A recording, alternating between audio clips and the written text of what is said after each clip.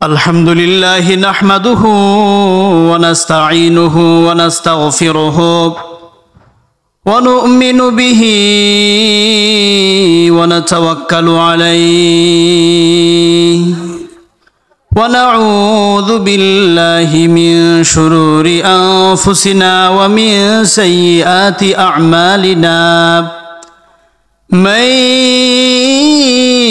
يهده الله فلا مضل له ومن يضلل فلا هادي له ونشهد أن لا إله إلا الله وحده لا شريك له الذي لا ند له ولا ضد له لا مثل له ولا مثيل له لا شبه له ولا شبيه له لا وزير له ولا كفيل له ونشهد أن سيدنا وسندنا وحبيبنا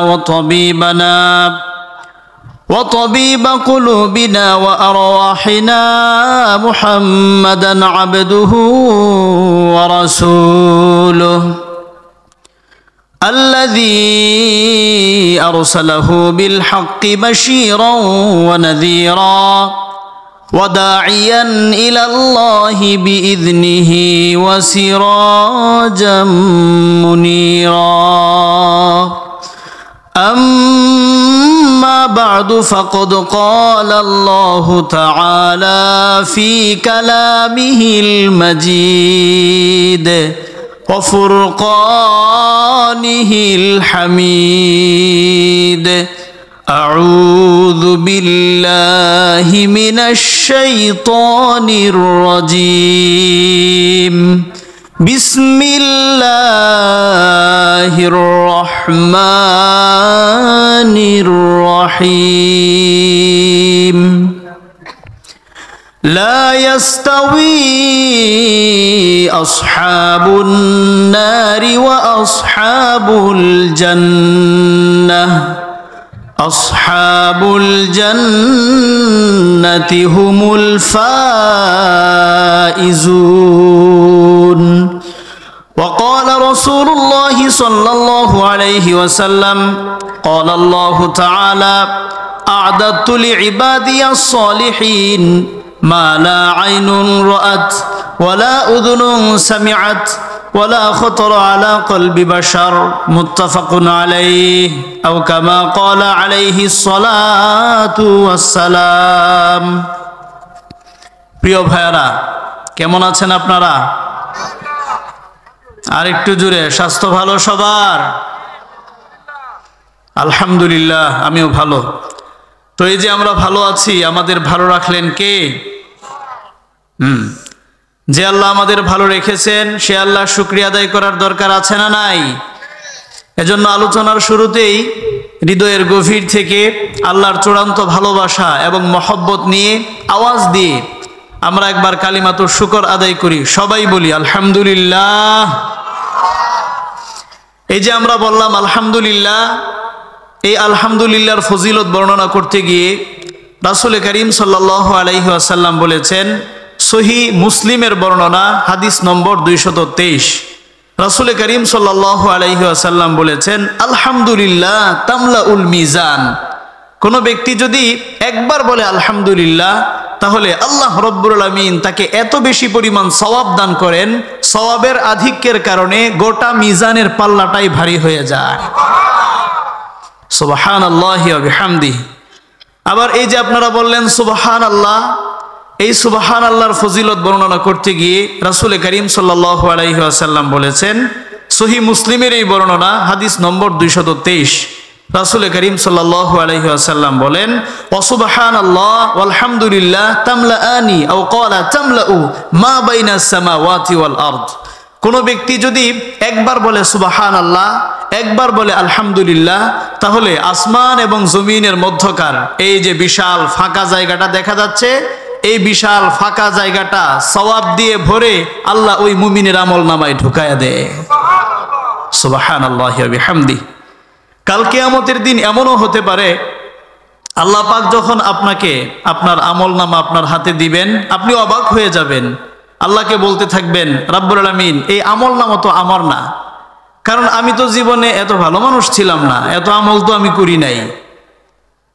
তোমার ফেরেশতারা মনে হয় ভুল করে অন্য কারো আমলনামা আমার হাতে দিয়ে দিয়েছে। আল্লাহ পাক বলবেন, নো, আমার ফেরেশতারা ভুল করতে পারে না।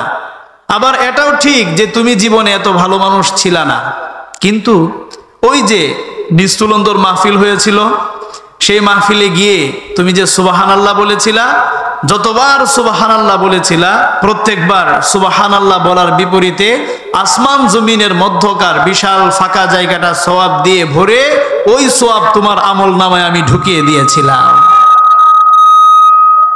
সুবহানাল্লাহি ওয়া বিহামদিহি। এই তো সুবহানাল্লাহর ফজিলত শুনে সবার আওয়াজ বেড়েছে, মাশাআল্লাহ। লাভ আছে যেখানে আমরা আছি, সওয়াব আছে যেখানে আমরা আছি। এজন্য আমরা সুবহানাল্লাহ, আলহামদুলিল্লাহ এই বাক্যগুলো বেশি বেশি পড়ব। আমাদের আমলনামাটাকে সওয়াব দিয়ে ভরে দিবে কে? মুহতারাম হাজিরিন, আমাদের সময় অত্যন্ত সংক্ষিপ্ত এবং মূল্যবান। এজন্য আমরা কাল বিলম্ব না করে সরাসরি মহাবিশ্বের মহাবিশ্বয় মহাগ্রন্থ আল কোরআন এবং রাসূল করিম সাল্লাল্লাহু আলাইহি ওয়াসাল্লামের সহিহ হাদিস থেকে আমরা অল্প সময় আলোচনা শুনবো ইনশাআল্লাহ। প্রিয় ভাইয়ারা, আমি আমার খুতবার শুরুতেই 28 নম্বর পারার 7 নম্বর পৃষ্ঠার সূরা হাশরের 20 নম্বর আয়াত তিলাওয়াত করেছি। এই আয়াতের মধ্যে আল্লাহ রাব্বুল আলামিন পরিষ্কারভাবে জানিয়ে দিয়েছেন, লা ইয়াস্তাউই আসহাবুন নারি ওয়া আসহাবুল মালাই ওয়া আসহাবুল জান্নাহ, আসহাবুল জান্নাতি হুমুল ফাইজুন। যারা জান্নাতি আর যারা জাহান্নামী তারা কখনো এক সমান হতে পারে না। চূড়ান্ত এবং সর্বোচ্চ সফলতা অর্জন করতে পেরেছে যারা, জান্নাতে ঢুকতে পেরেছে যারা। ঠিক না? এখন সিদ্ধান্ত আমার, এখন সিদ্ধান্ত আপনার। আপনি কোথায় যাবেন? আপনি কি জান্নাতে যাবেন নাকি জাহান্নামে যাবেন? আমি কোথায় যাব? জান্নাতে যাব নাকি জাহান্নামে যাব? আল্লাহ পাক তো জানিয়ে দিয়েছেন, the people of haven and the people of hellfire is not equal. The people of heaven gain the ultimate success. যারা জান্নাতি আর যারা জাহান্নামী, they are not equal. তারা কখনো বরাবর হতে পারে? যারা জান্নাতে ঢুকতে পেরেছে তারাই মূলত প্রকৃত সফলতা অর্জন করতে পেরেছে। সুবহানাল্লাহ বলেন। এজন্য আমরা জান্নাত চাই, চিল্লায় বলতে হবে আমরা কি চাই? আমার ভাইয়ারা, সফলতার মানদণ্ড আল্লাহ পাক কোরআনে অনেকগুলো দিয়েছেন। দুনিয়া এবং আখিরাতে সফল ব্যক্তিদের পরিচয় আল্লাহ রাব্বুল আলামিন কোরআনে অনেকভাবে তুলে ধরেছেন। আল্লাহ পাক কোথাও বলেছেন, কদ আফলাহাল মুমিনুনাল্লাযীনা হুম ফি সলাতিহিম খাশিউন ওয়াল্লাযীনা হুম আনিল লাগবি মুরিদুন। সফল হয়েছে তারা, ঈমান এনেছে যারা, সফল হয়েছে তারা, নামাজ পড়েছে যারা, সফল হয়েছে তারা, যাকাত দিয়েছে যারা। ঠিক কি না? আবার আল্লাহ পাক কোথাও বলেছেন, কদ আফলাহা মান যাক্কাহা ওয়া কদ খাবা মান দাসসাহা। সফল হয়েছে তারা, আত্মার পরিশুদ্ধি অর্জন করতে পেরেছে যারা, সফল হয়েছে তারা, নিজের আত্মাকে পরিশুদ্ধ করেছে যারা। সুবহানাল্লাহ পড়েন। এজন্য আমরা সবাই জান্নাত অর্জন করতে চাই। আওয়াজ দিয়ে বলতে হবে, আমরা সবাই কি চাই? কিন্তু জান্নাত চাইলেই জান্নাতে যাওয়া যাবে না। জান্নাত চাইলেই জান্নাতে ঢোকার পারমিশন দেওয়া হবে না। কারণ আল্লাহ পাক বলে দিয়েছেন, ফারিকুম ফিল জান্নাতি ওয়া ফারিকুম ফিস সাঈর। একদল যাবে জান্নাতে, আরেক দল যাবে জাহান্নামে। নিজেদের জীবনটা কোরআন এবং সুন্নাহর ভিত্তিতে যারা সাজিয়েছে, নিজেদের পুরো জীবনটাকে যারা আল্লাহর কোরআন এবং রাসূলের সুন্নাহর ভিত্তিতে সাজিয়েছে, আমি আল্লাহ তাদের জন্য জান্নাতটাকে সাজিয়ে রেখেছি। এজন্য জান্নাতে যেতে হলে কিছু আমল করতে হবে। কোরআন এবং সুন্নাহর ভিত্তিতে নিজের জীবনটাকে সাজাতে হবে, কোরআন এবং সুন্নাহর ভিত্তিতে নিজের সমাজটাকে সাজাতে হবে, কোরআন এবং সুন্নাহর ভিত্তিতে নিজের রাষ্ট্রটাকে সাজাতে হবে, কোরআন এবং সুন্নাহর ভিত্তিতে গোটা পৃথিবীটাকে সাজাতে হবে। চিল্লায় বলেন ঠিক কিনা? আপনি যদি জান্নাতে যেতে চান, প্রয়োজন হলে নিজের শরীরের রক্ত দিতে হবে। পারা যাবে? আপনি যদি জান্নাতে যেতে চান, জান্নাতের মেহমান যদি আপনি হতে চান, তাহলে শরীরের রক্তের প্রয়োজন হলে রক্ত দিতে হবে, জীবনের প্রয়োজন হলে জীবন দিতে হবে, জীবনের সর্বশেষ নিঃশ্বাস পর্যন্ত শরীরের সর্বশেষ রক্তবিন্দু দিয়ে আল্লাহর কোরআন এবং রাসূলের সুন্নাহর পক্ষে লড়াই করতে হবে। এজন্য আল্লাহর রাসূলের বিরুদ্ধে যারা কথা বলবে, আল্লাহর রাসূলকে নিয়ে যারা কটূক্তি করবে, বিশ্বনবীর জীবন আদর্শ, বিশ্বনবীর সুন্নাহর বিরুদ্ধে যারা কথা বলবে, বিশ্বনবীর অনুপম চরিত্রে যারা কলঙ্ক লেপন করার চেষ্টা করবে, ওই সকল নাস্তিক মুরতাদ বেঈমানদের সাথে আমাদের ন্যূনতম কোনো সম্পর্ক নেই। চিল্লায় বলেন ঠিক কিনা? আল্লাহর রাসূলের দুশমনদের কোনো বংশীয় পরিচয় নেই, ওরা পিতৃ পরিচয়হীন অবৈধ সন্তান। আল্লাহর রাসূলের দুশমনদের কোনো রাজনৈতিক পরিচয় নেই। বাংলাদেশের 1,47,000 বর্গ কিলোমিটারের প্রতিটা ইঞ্চি মাটিতে আল্লাহর রাসূলের দুশমনদের অবঞ্চিত ঘোষণা করা হবে। এদেরকে যেখানে পাওয়া যাবে সেখানেই গণধুলাই করা হবে, যেখানে পাওয়া যাবে সেখানেই গণধুলাই করা হবে, যেখানে পাওয়া যাবে সেখানেই গণধুলাই করা হবে। তাহলে আমরা জান্নাত পাবো। জান্নাত অর্জন করতে রাজি আছেন সবাই? প্রিয় ভাইয়ারা, আমরা আলোচনা করছিলাম জান্নাতের নাজ নিয়ামতের কথা। আল্লাহ রব্বুল আলামিন আমাদের জন্য জান্নাতের মধ্যে কি কি নিয়ামত প্রস্তুত করে রেখেছেন, কিরকম চমৎকার জান্নাতটা আমাদের জন্য আল্লাহ সাজিয়ে রেখেছেন, সেটা কোরআন এবং সুন্নাহ থেকে জানার দরকার আছে না নাই? আমার ভাইয়ারা, রব্বুল আলামিন বলছেন, ফালা তা'লামু নাফসুম মা উখফিয়া লাহুম মিন কুররাতি আ'য়ুন জাযাআম বিমা কানু ইয়া'মালুন। কত সুন্দর জান্নাত আমি তোমাদের জন্য প্রস্তুত করে রেখেছি, কিরকম চমৎকার জান্নাতটা আমি তোমাদের জন্য সাজিয়ে রেখেছি। ও আমার মুমিন বান্দারা, তোমরা কোনোদিন কল্পনাও করতে পারবে না। বুখারী এবং মুসলিমের যৌথ বর্ণনায় একটা হাদিস বর্ণিত হয়েছে, মানে মুত্তাফাক আলাইহি রিওয়ায়াত, মুত্তাফাক আলাইহি শাইখান। বুখারী এবং মুসলিম যৌথভাবে হাদিসটা বর্ণনা করেছেন। বিশ্বনবী বলেছেন, আদাতু লিইবাদিয়াস সালিহিন। আল্লাহ পাক বলছেন, আল্লাহ পাক ঘোষণা দিচ্ছেন, আমি আমার নেককার বান্দাদের জন্য এমন এক জান্নাত তৈরি করে রেখেছি, মালা আইনুন রাআত, জীবনে কোনোদিন ওই জান্নাত কেউ দেখে নাই, ওয়ালা উদুনুন সামিআত, ওই জান্নাতের শব্দ জীবনে কেউ কোনোদিন শুনে নাই, ওয়ালা খতরা আলা কলবি বাশার, মানুষের অন্তর দিয়ে জান্নাত কত সুন্দর হবে সেটা কল্পনা করাও সম্ভব নয়। সুবহানাল্লাহি ওয়া বিহামদি। আপনি অনেক কিছু ভাবতে পারেন, জান্নাতের নাজ নিয়ামতগুলো মনে হয় এরকম হবে, জান্নাতের অট্টালিকা, জান্নাতের রাজপ্রাসাদগুলো মনে হয় এরকম হবে।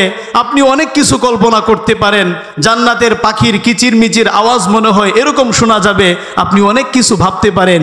কিন্তু রিয়েল জান্নাতের যে সৌন্দর্য, সেটা নিজের অন্তর দিয়ে কোনোদিন কল্পনাও করতে পারবেন না। সুবহানাল্লাহ বলেন। গোটা পৃথিবীর 1 লক্ষ আর্কিটেক্ট, 1 লক্ষ সফটওয়্যার ইঞ্জিনিয়ার, 1 লক্ষ স্থাপত্য শিল্পী, 1 লক্ষ ডিজাইনারকে যদি একসাথে রেখে বলা হয়, তোমরা জান্নাতের একটা গ্লাসের ডিজাইন করে দাও, তারা লক্ষ লক্ষ কোটি কোটি টাকার প্রজেক্টে টাকা ব্যয় করে তারা একটা গ্লাসের নকশা তৈরি করতে পারবে, কিন্তু রিয়েল জান্নাতের যে রিয়েল গ্লাস, ওই গ্লাসের ধারে কাছেও সেটা পৌঁছতে পারবে না। সুবহানাল্লাহ বলেন। এজন্য প্রিয় ভাইয়ারা, জান্নাতের সৌন্দর্য কেমন হবে সেটা জানা যায় সহিহ মুসলিমের একটা হাদিস থেকে। সহিহ মুসলিমের বর্ণনা এসেছে, আল্লাহর নবী সাল্লাল্লাহু আলাইহি ওয়াসাল্লাম বলেছেন, আখিরু মান ইয়াদখুলুল জান্নাতা রাজুলুন ইয়ামশি মাররাতান ওয়া ইয়াকবু মাররা। সর্বশেষ যেই লোকটা জান্নাতে ঢুকবে, আল্লাহ রাব্বুল আলামিন তাকে বহু বছর পর্যন্ত জাহান্নামের আগুনে পোড়াবেন। হাজার হাজার লক্ষ লক্ষ বছর পর্যন্ত তাকে জাহান্নামের আগুনে পোড়াতে পোড়াতে তাকে ছাই বানিয়ে ফেলবেন, কয়লা বানিয়ে ফেলবেন। এরপরে আল্লাহ রাব্বুল আলামিন একদিন জিবরিলকে বলবেন, জিবরিল তুমি জাহান্নামে যাও, জাহান্নামে গিয়ে দেখো আমার কোনো গুনাহগার বান্দা যদি আমাকে জীবনে একটা মাত্র সেজদা দিয়ে থাকে, আমার কোনো গুনাহগার বান্দার হৃদয়ে যদি সামান্য ঈমানের ছিটে ফোঁটাও থেকে থাকে, তাহলে তুমি জাহান্নামের আগুন থেকে তাকে মুক্তি দিয়ে দাও। সুবহানাল্লাহ।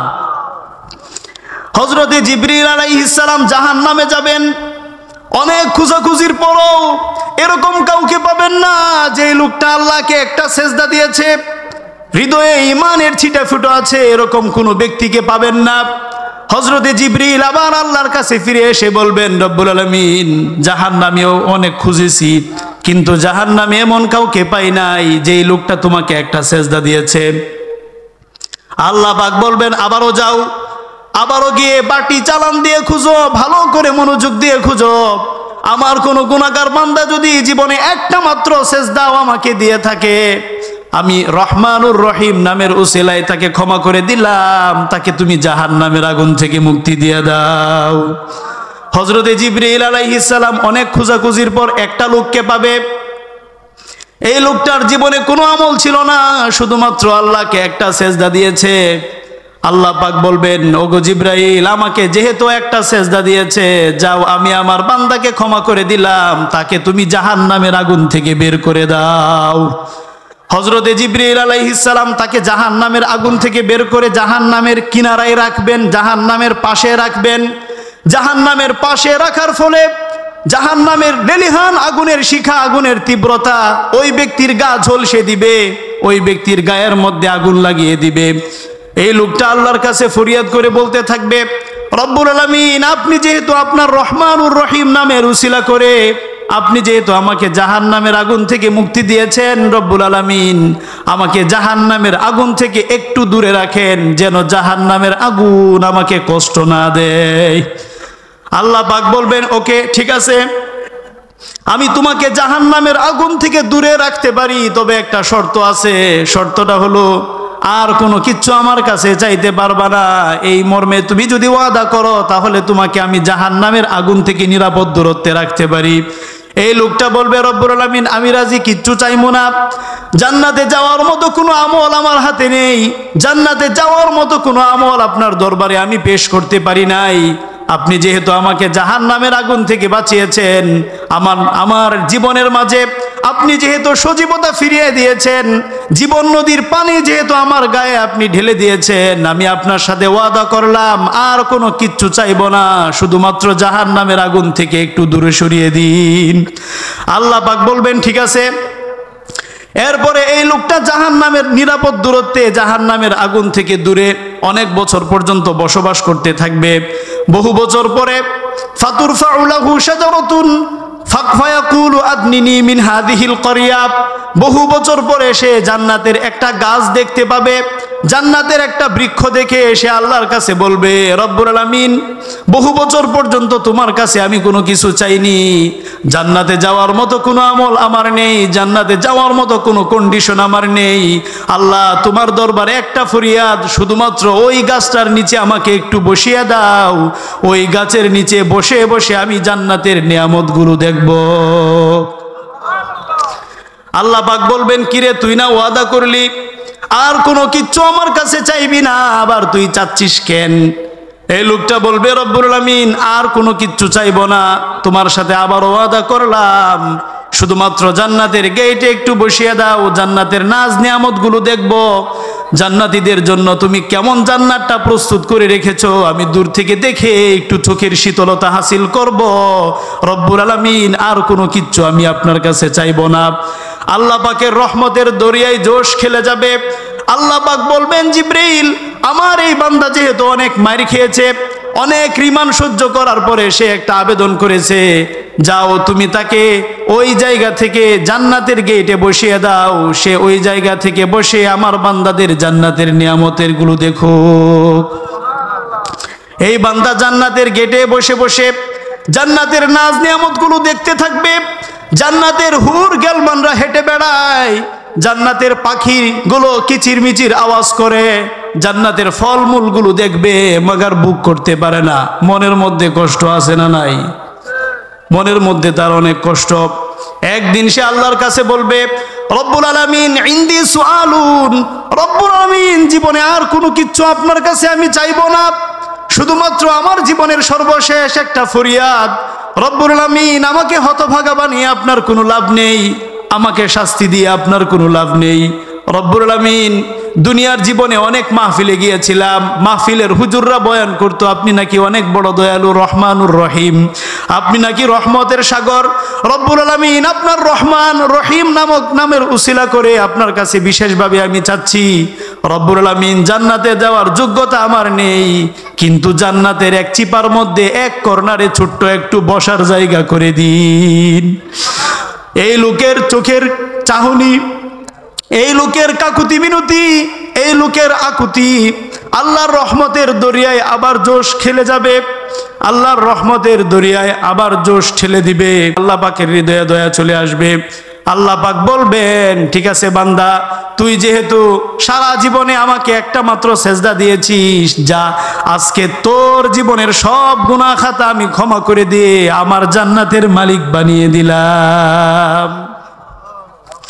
এই লোক জান্নাতের খবর শুনে, জান্নাত পেয়েছে এটা শুনেই দিবে দৌড়। আল্লাহ পাক বলবেন, কিরে তুই দৌড়াস কেন, আস্তে আস্তে জান্নাতে ঢোক।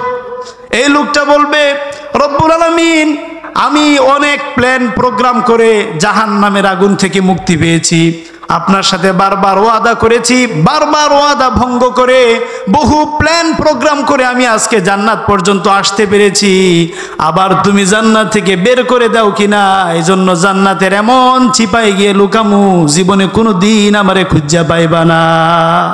সুবহানাল্লাহ। সে যখন শুনবে আল্লাহ পাক তাকে জান্নাত দিয়েছেন, এক দৌড়ে জান্নাতের এমন কোনায় গিয়ে লুকাবে আল্লাহ যেন তারে খুঁজে না পায়, খুঁজে পেলে যদি আবার বের করে দেয়। সুবহানাল্লাহ বলবেন না? এই লোকের কথা শুনে আল্লাহ পাকের আরো দয়া চলে আসবে, আরো রহমত চলে আসবে। আল্লাহ পাক বলবেন, বান্দারে তোরে যেহেতু আমি জান্নাত দিয়েছি, আজকে তোর মনের যত চাহিদা আছে একটা একটা করে আমাকে বল, তোর মনের সব আশা পূরণ করে দে, আজকে আমি তোর জীবনটাকে ধন্য করে দেব।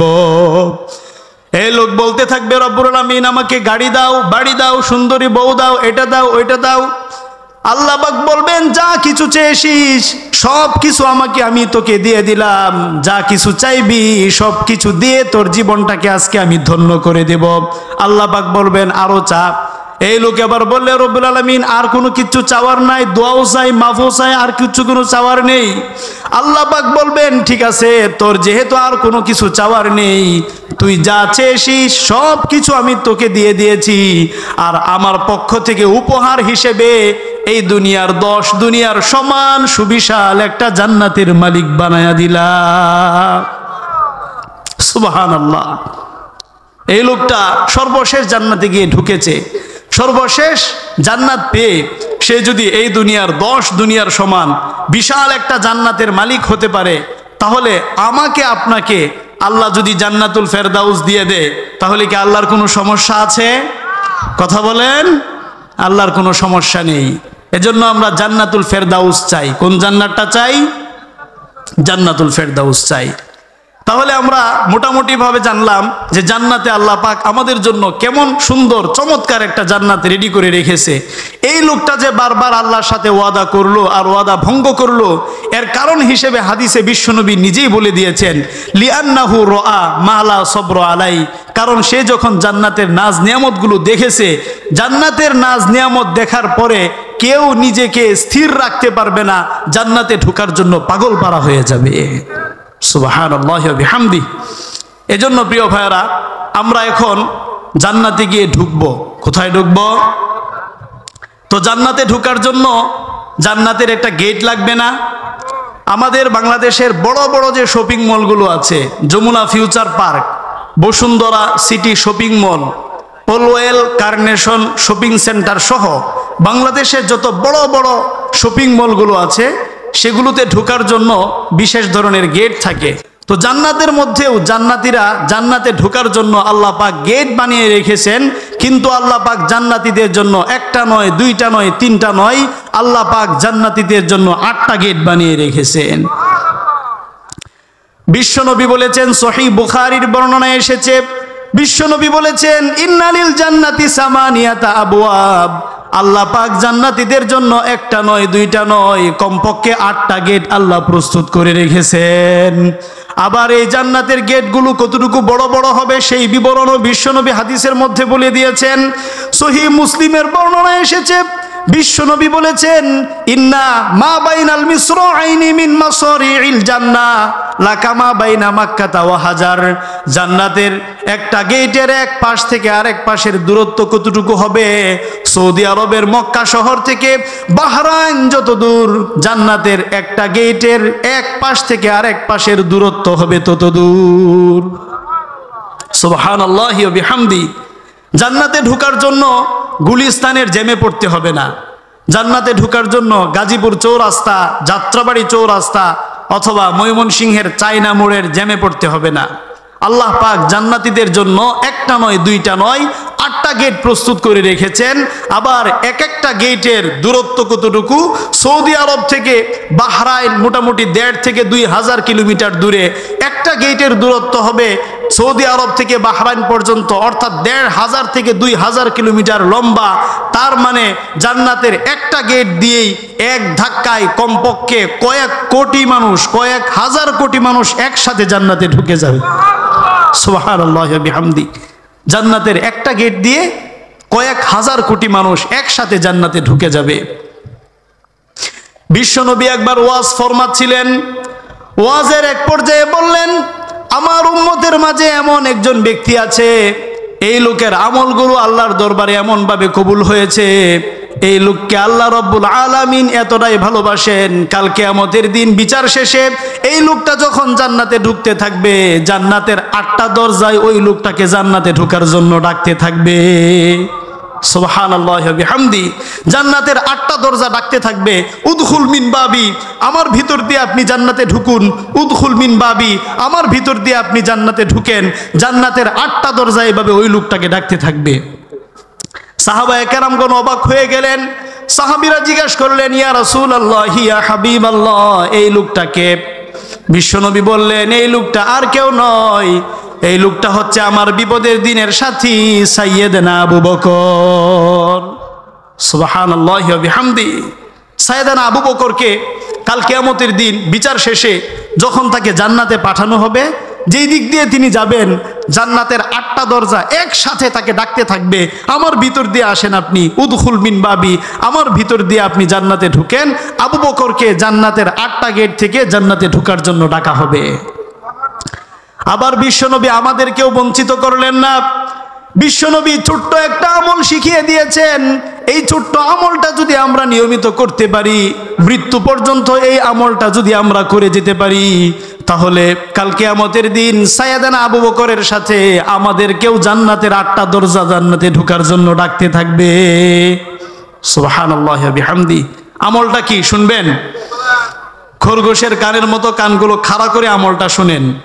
আমলটা হচ্ছে 5 ওয়াক্ত নামাজের আগে আমরা যে ওযু করি, এর পরে কোনো ব্যক্তি যদি কালেমা শাহাদাতটা পাঠ করে, তাহলে ওই লোকটাকেও কাল কিয়ামতের দিন জান্নাতগুলো ডাকতে থাকবে, উদখুল মিন বাবি, আমার ভিতর দিয়ে আপনি জান্নাতে ঢুকেন, আমার ভিতর দিয়ে আপনি জান্নাতে ঢুকেন। এইভাবে ওই লোকটাকে জান্নাতের 8টা দরজা জান্নাতে ঢোকার জন্য ডাকতে থাকবে। সুবহানাল্লাহি ওয়া বিহামদি। আবার আসুনানুল কুবরা লিন নাসাইর বর্ণনায় এসেছে, হাদিস নম্বর 9928, বিশ্বনবী বলেছেন মান করা আয়াতুল কুরসি দুবুরা কুল্লি সালাতিন মাকতুবা লাম ইয়ামনাহু মিন দুখুলিল জান্নাতি ইল্লা আইয়ামুতা। কোন ব্যক্তি যদি প্রত্যেক ফরজ নামাজের পরে শুধুমাত্র একবার করে আয়াতুল কুরসি পাঠ করে যায়, তাহলে এই লোকটা জান্নাতে ঢোকার পথে আর কোনো বাধা থাকে না, শুধুমাত্র একটা বাধা থাকে, সেটা হচ্ছে তার মৃত্যু। লোকটা মরছে না বলে জান্নাতে ঢুকতে পারছে না, মৃত্যুর পরে ওই লোকটার জন্য আল্লাহ পাক জান্নাতের 8টা দরজা খুলে দিবেন। সুবহানাল্লাহি ওয়া বিহামদি। ছোট্ট একটা আমল, প্রত্যেক ফরজ নামাজের পরে জাস্ট একবার করে আয়াতুল কুরসি পাঠ করা, এই আমলটা যারা করতে পারবে কাল কিয়ামতের দিন মৃত্যুর পরপরই আল্লাহ রব্বুল আলামিন তাদের জন্য জান্নাতের 8টা দরজা খুলে দিবেন। আবার জান্নাতের এই 8টা গেটের মধ্যে স্পেশাল একটা গেট আছে, সেই স্পেশাল গেটটার নাম হচ্ছে রাইয়ান। কি নাম? রাইয়ান, বুখারীর হাদিস। বিশ্বনবী বলেছেন ইন্না ফিল জান্নাতি বাবান ইউকালু লাহুর রাইয়ান, জান্নাতের মধ্যে স্পেশাল একটা গেট আছে, ওই গেটটার নাম হচ্ছে রাইয়ান। ইয়াদখুলু মিনহু আস-সাইমুনা ইয়াউমাল কিয়ামা লা ইয়াদখুলু মিনহু গায়রুহুম। কাল কিয়ামতের দিন দুনিয়ার জিন্দেগিতে গ্রীষ্মকালের প্রচন্ড রোদের মধ্যেও যারা রোজা রাখতো, রোজাগুলো ছাড়তো না, আল্লাহ পাক কাল কিয়ামতের দিন ওই সমস্ত রোজাদারদের জন্য জান্নাতের রাইয়ান গেটটা খুলে দিবেন।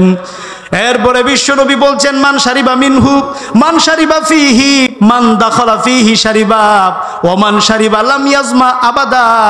জান্নাতের রাইয়ান গেটটা দিয়ে যেই ব্যক্তি জান্নাতে ঢুকবে, ওই ব্যক্তিকে আল্লাহ রাব্বুল আলামিন এমন একটা মধুর শরবত পান করাবেন, এই শরবতের এক ফোঁটা যদি তার গলার ভেতর দিয়ে গিয়ে ঢুকে, চিরকালের জন্য তার গলার তৃষ্ণা মিটে যাবে।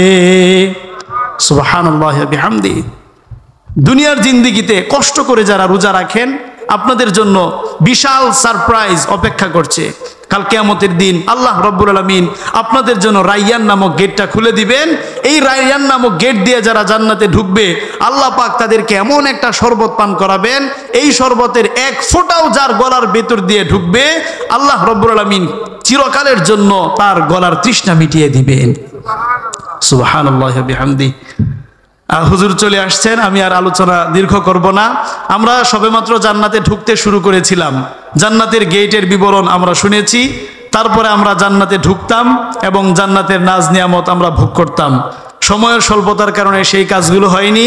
ইনশাল্লাহ পরবর্তীতে কখনো সুযোগ হলে আমরা জান্নাতে ঢুকবো এবং জান্নাতে কি কি নাজ নিয়ামত আল্লাহ রাব্বুল আলামিন আমাদের জন্য প্রস্তুত করে রেখেছেন, সেগুলোর বিস্তারিত বিবরণ আমরা শুনবো। রাজি আছেন সবাই?